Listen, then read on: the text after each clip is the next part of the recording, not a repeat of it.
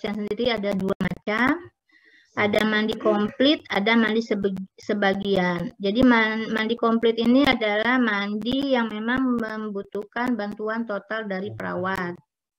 Dan mandi parsial ini proses memandikan pada pasien yang memerlukan bantuan seperlunya dari perawat. Misalnya dia bisa menggosok gigi sendiri. Jadi perawat hanya membantu membersihkan bagian-bagian yang tidak dapat dijangkau oleh pasien. Kemudian mandi berendam, ini biasanya untuk pasien-pasien infeksi. Kalau ada fasilitasnya di rumah sakit. Ya. Nah, kalau di luar negeri yang namanya memandikan itu memang memandikan itu tidak di tempat tidur, tapi benar-benar kamar mandi. Jadi dibawa sama tempat tidurnya dan mandi seperti pasien mandi di kamar mandi, ya. Jadi nggak pakai lap-lap segala macam. Jadi memandikan gayung atau pakai shower terserah pasien aja disediakan. Tapi kalau untuk di wilayah Indonesia atau yang kita daerah Tangerang itu memandikan masih menggunakan waslap. Ini untuk pasien, kalau yang bisa ke kamar mandi, kita hanya bantu dia duduk di atas di atas kloset, kita bantu buka pakaian, kita tinggal dia mandi, udah selesai, udah pakai baju lagi, pakai anduk, kita samperin lagi. Kemudian mandi untuk pengobatan, yang kemarin kita namakan adalah tepit spong bed, ya. Jadi termasuk kompres. Kemarin yang untuk suhu.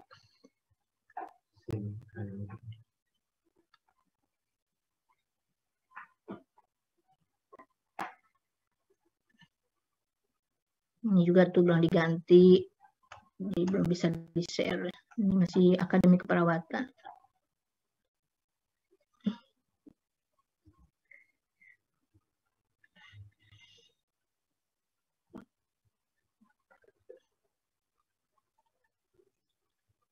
Nanti kalau untuk komunikasi keperawatannya ini sudah dibagi per tahap. Ada tahap prainteraksi, ada tahap orientasi, ada tahap kerja, ada tahap terminasi, penutup, ya. Bukan kalau begini-gini sebenarnya enakan di lab. Alatnya ditunjukkan, cara menggosoknya bagaimana. Ya, tahap prainteraksi kita melihat status pasien. Pasiennya kenapa butuh mandi, kemudian tentukan masalah yang dialami pasien, diagnosis perawatannya apa, kemudian kolaborasi jika ditemukan masalah pada pasien. Kemudian tahap orientasi, ucapkan salam terapeutik, perkenalkan diri perawat, lakukan evaluasi pada validasi apakah pasien memang siap untuk dimandikan, kemudian kontrak waktu, kemudian jelaskan tujuan dan prosedur mandi pada pasien dan kemampuan fisik pasien. Nah, kalau untuk masa yang sekarang, ini udah pasti APD-nya kita sudah pakai semua. Jadi nanti di atas ini, di tahap perinteraksi, kita sudah menggunakan APD level berapa. Harus ditambahkan di sini. Kemudian kita cuci tangan, kita tambahkan gaun tahan air, walaupun kita sudah pakai APD, tapi tergantung juga APD-nya, ya. Kalau APD-nya sudah level 3, kita nggak usah lagi pakai gaun tahan air. Sarung tangan juga udah pasti digunakan. Nah, yang tadi, ya, siapkan peralatan dan susun di baki sesuai penggunaan. Ini yang tadi 2 buah baskom berisi air hangat, selimut mandi jika ada, 2 buah handuk mandi, 1 untuk wajah, 1 untuk bagian tubuh lain, 3 buah waslap, 2 untuk tubuh, 1 untuk bagian perineum, kemudian sabun pada wadahnya, lotion, bedak atau deodoran, pakaian bersih sesuai dengan kebutuhan, alat tenun tambahan jika diperlukan, urinal atau pispot, bedak atau lotion. Nah, Ini kenapa kita harus siapkan urinal atau pispot? Pada saat kita sebelum memandikan, tawarkan kepada pasien apakah dia ingin buang air kecil dahulu atau tidak. Kenapa harus ditawarkan? Supaya tidak mengganggu pada saat di tengah-tengah kita memandikan dia butuh urinal atau pispot.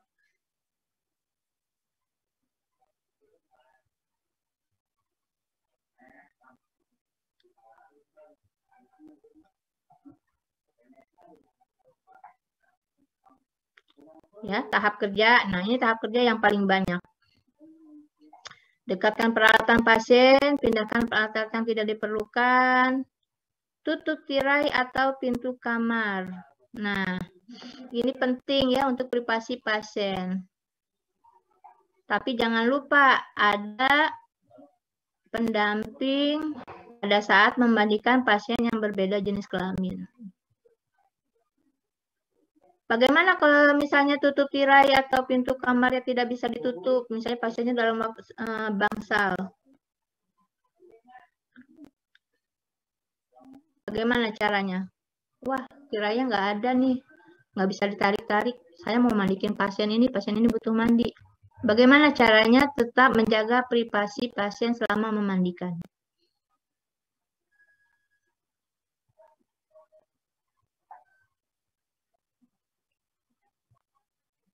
Jadi pada saat memandikan, kan kita ada selimut mandi ya, selimut mandi.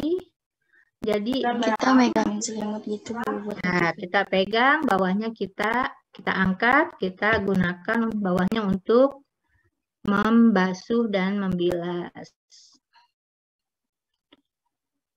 Dan kita juga berdiri di tempat untuk menghalangi bagian tubuh pasien yang terbuka.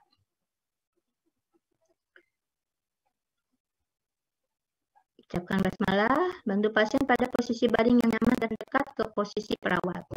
Nah, pada saat kita memandikan, kita juga harus ingat kenyamanan diri kita sendiri. Dan yang pasti adalah keamanan. Kalau posisi baring pasien jauh dari perawat, mandikan kan membutuhkan waktu lama. Kita akan membungkuk terus. Lama-lama kita juga nggak nyaman. Dan kalau itu hanya memandikan satu pasien, bagaimana kalau memandikannya beberapa pasien dalam satu waktu? Resiko HNP. Jadi penyakitnya pasien, penyakitnya pasien. Pasiennya sembuh, perawatnya kena HNP.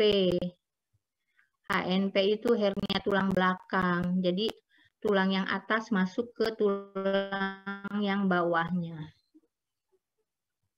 Atau nama lainnya itu adalah saraf kejepit katanya. Padahal ini karena kesalahan perawat sendiri. Tidak menggunakan body arrangement pada saat merawat pasien. Pada saat mengangkat, cara berdiri, ada cara membungkuk, ada cara jongkok pasien sesuai dengan body arrangement-nya. Nanti di bagian mekanika tubuh. Ya, ganti selimut pasien dengan selimut mandi. Bila selimut pasien akan digunakan kembali, lipat selimut di bagian kaki tempat tidur. Nah, cara mengganti selimut pasien dengan selimut mandi juga sama. Jangan angkat selimut pasien semuanya, baru kita taruhkan selimut mandi, tapi bertahap.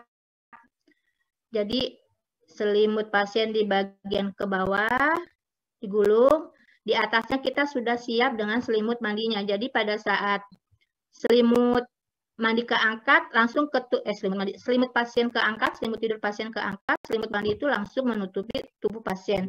Jadi tidak ada waktu terekspos lama pada tubuh pasien. Bisa bayangin ya? Jadi taruh dulu, turunkan sedikit selimut pasien, kemudian taruh di bagian dadanya selimut mandi, tarik selimut pasien pakai tangan kanan, kalau kita berdiri di sebelah kanan, kemudian tangan kiri kita menarik selimut mandi. Jadi beriringan. Kemudian setelah selimut mandi sampai bawah, menutup bagian tubuh pasien, selimut pasiennya, selimut-selimut. Kita lipat, bisa digunakan kembali. Kalau misalnya tidak ada selimut mandi, kita gunakanlah itu selimut pasien sebagai selimut mandi. Jelas ya? Bisa bayangin? Bisa, Bu. Ya. Bisa, Bu.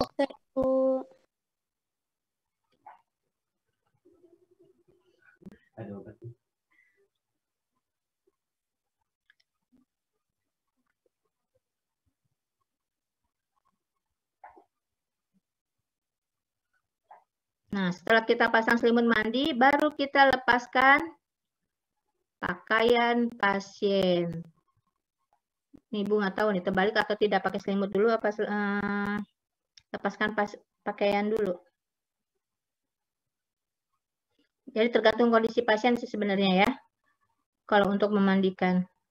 Nah, ini tadi ya, bila ekstremitas luka, mulai pelepasan pakaian dari ekstremitas yang tidak luka. Bila pasien terpasang infus, lepaskan pakaian dari lengan yang tidak terpasang infus terlebih dahulu. Kemudian turunkan tabung infus, gantung kembali infus, dan periksa kecepatan alirannya. Perasaan ada gambarnya deh.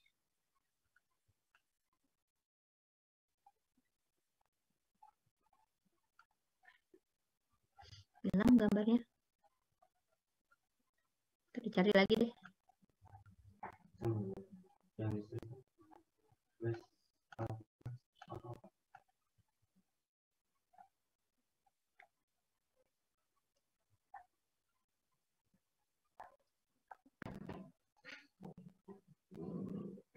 Ya. Bila mungkin, angkat bantal dan naikkan bagian kepala tempat tidur setinggi 30 derajat. Letakkan handuk mandi di bawah kepala pasien atau di atas dada pasien dengan pinggir handuk mengelilingi wajah pasien. Ini sama ya, jangan memaksakan pasien mengangkat kepalanya. Kalau bisa, ya ini, taruh di atas dada pasien handuknya yang pertama, kemudian melilingi kepala pasien. Jadi pasien tidak mengangkat kepala, apalagi kalau pasien-pasien pada cedera kepala. Jadi jangan memaksakan meletakkan handuk di bawah kepala. Kemudian basahi waslap. Bila tidak ada waslap, bentuk waslap dari handuk atau sapu tangan bentuknya yang dapat menahan air dan panas lebih baik daripada handuk sapu tangan yang tidak dilipat. Ya, jadi cara seperti ini secara diagonal, atau kalau bentuknya seperti ini sama ya, ditutup, ini yang atasnya ditekuk ke bawah. Kemudian bersihkan mata pasien dari kantus medial ke kantus lateral. Kantus ini adalah ujung mata. Kantus medial ini adalah kantus yang ada di dekat hidung. Kalau misalnya ada kotoran mata, itu namanya di kantus medial. Kemudian kita menggesernya, membersihkannya pakai ujung yang berbeda dari waslap. Jadi jangan pakai ujung yang sama, pakai waslapnya. Bersihkan dari tengah ke samping ya, ini arahnya. Dari bagian sini, misalnya ini yang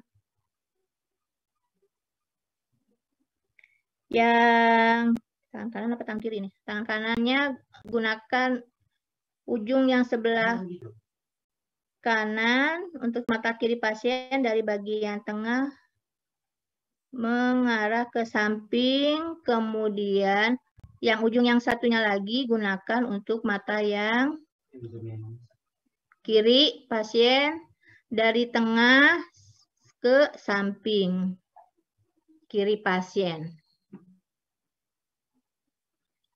Kemudian tanyakan pada pasien apakah ingin menggunakan sabun wajah Kalau ingin menggunakan, sama, arahkan, jangan sampai kena mata. Ya, bersihkan dan keringkan wajah mulai dari leher, keringkan wajah dan leher mulai dari dahi, bersihkan bibir dengan arah melingkar. Hati-hati jika di sudut bibirnya ada luka stomatitis.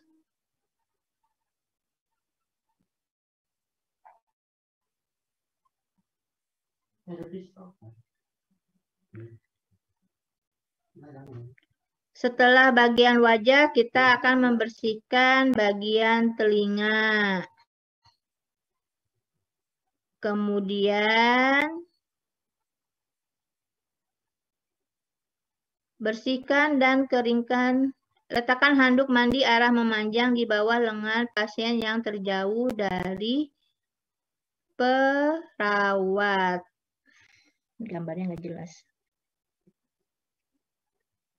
Ya, jadi misalnya kita perawat ada di sebelah kanan pasien, berarti kita meletakkan handuk itu di bawah lengan kanan apa kiri pasien? Yang terjauh. Kiri. Kiri, ya. Letakkan di bawah lengan, bukan di atasnya ya, di bawah lengan. Kemudian kita basahi dan sabuni lengan dari arah distal ke proksimal, ya, satu arah. Dari arah distal, jadi dari yang terjauh tangan sampai yang ke arah jantung.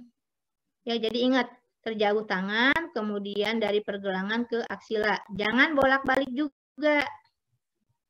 Nah, tapi bagaimana kalau pasiennya kondisinya kotor? Kita boleh merubahnya dari bagian ketek, aksila, ke bagian tangan. Tangannya misalnya kecelakaan kotor, berarti kita mulai dari aksila. Jadi prinsipnya adalah kalau pasien yang normal atau yang biasa, kita dari distal ke proksimal. Tapi kalau untuk pasien-pasien khusus, kita menggunakan bagian yang bersih dulu, baru bagian yang kotor.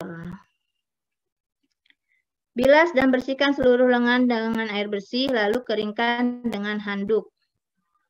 Nah, handuk yang tadi dibersihkan, yang ada di bawah lengan, itu adalah untuk yang pertama untuk mencegah air tidak membasahi kasur, juga untuk mengeringkan bagian tubuh yang dibersihkan.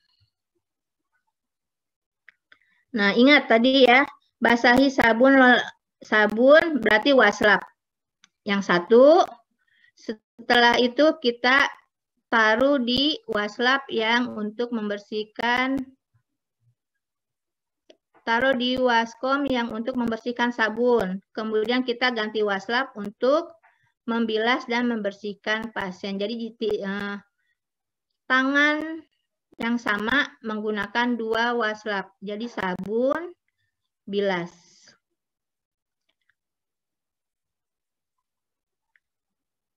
Kemudian baru letakkan handuk di bagian lengan yang terdekat. Jadi urutannya yang tadi ya. Mata, wajah, sampai leher, kemudian telinga, kemudian lengan yang terjauh, kemudian lengan yang terdekat.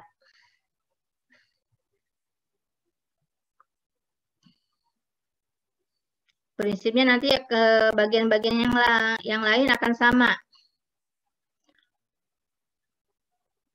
Sabuni, bilas, keringkan. Sabuni dengan waslap untuk sabun, bilas dengan waslap air bersih, keringkan dengan handuk. Setelah bagian lengan yang terjauh dan terdekat, kita membersihkan bagian dada dan perut pasien. Lipat selimut mandi ke bawah umbilikus. Nah, ini yang tadi ya. Kalau misalnya tidak bisa menjaga privasi dengan menutup hordeng, tirai, Ini tangan yang kanan mengangkat, tangan yang bawahnya membersihkan.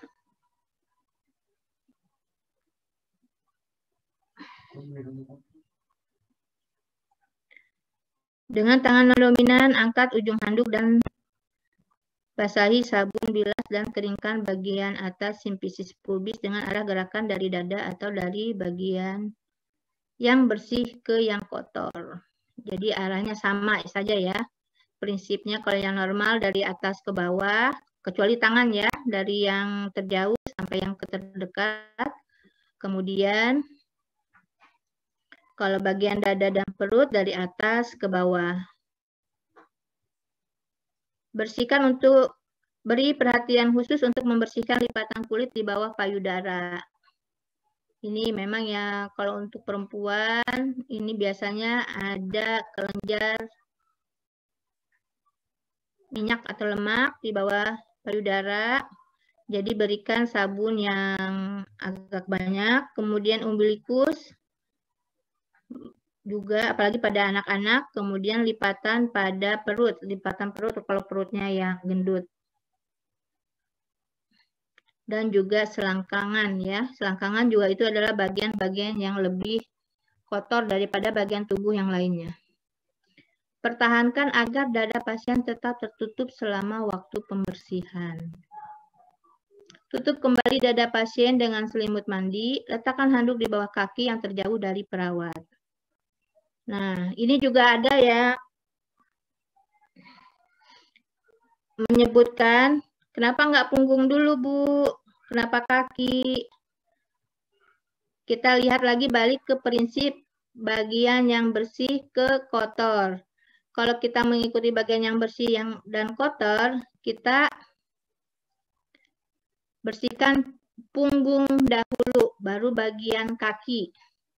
Tapi kalau pasiennya tidak bisa bergerak, atau pasiennya tidak sadar, atau pasiennya fraktur, setelah bagian dada, kita membersihkan bagian kaki, supaya pasien tidak mudah lelah, dan juga untuk mengurangi resiko pada perawat kelelahan juga. Jadi bersihkan bagian atas dahulu. Atas itu bagian permukaan atas ya. Jadi mengurangi pergerakan pasien. Kemudian baru pasien disuruh miring untuk membersihkan punggung. Tapi kalau pasiennya bisa untuk miring, kita bersihkan bagian punggung dahulu. Yang terakhir adalah kaki, karena di kaki itu dianggapnya bagian yang kotor. Padahal kalau di rumah sakit dia, apalagi yang udah lama di rumah sakit, kaki itu tidak kotor juga. Karena dia tidak kemana-mana.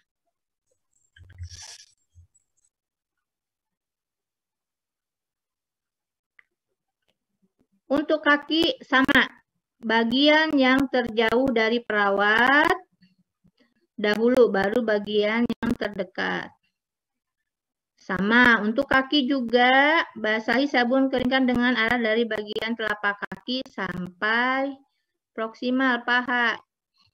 Tapi kalau misalnya bagian kakinya yang bawah dianggap paling kotor, ubah putarannya dari paha sampai ke kaki, ke telapak kaki.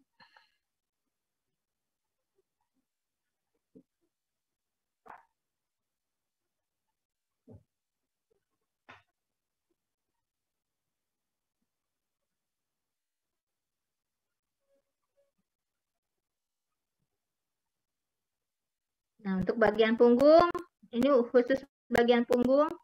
Kenapa di beberapa referensi ini bagian punggung ini terakhir setelah kaki? Setelah kita membersihkan punggung, kita bisa langsung memberikan pijatan. Ya. Ini pijatannya arahnya seperti ini ya. Pertama kita melakukan shooting stroke. Stroke itu pukulan. Kemudian yang kedua kita habis shooting kita sirkularkan. arahnya keluar masuk. Secara memutar.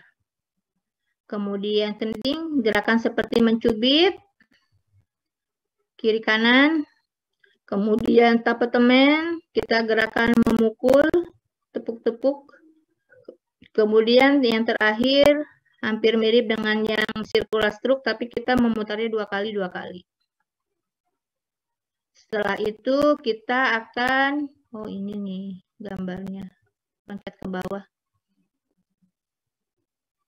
Ini karena di Google Drive. Bersihkan sisa lotion dengan handuk. Kemudian kita berikan penghangat, bisa minyak kayu putih, bisa minyak telon, bisa apa lagi tuh. Ada dulu itu minyak kamper ya.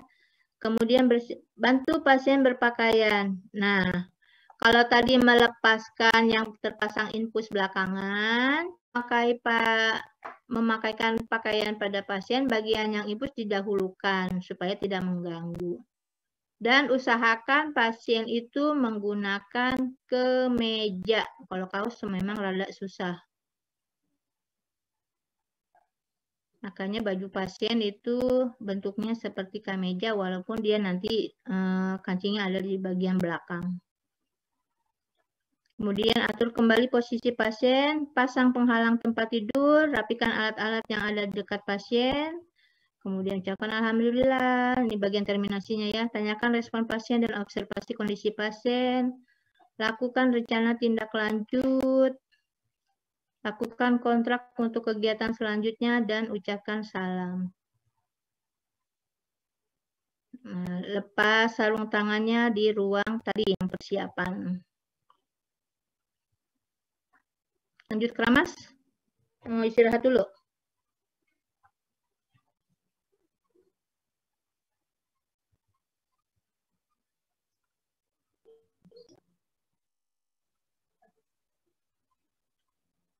Kalau begini otomatis nggak sih?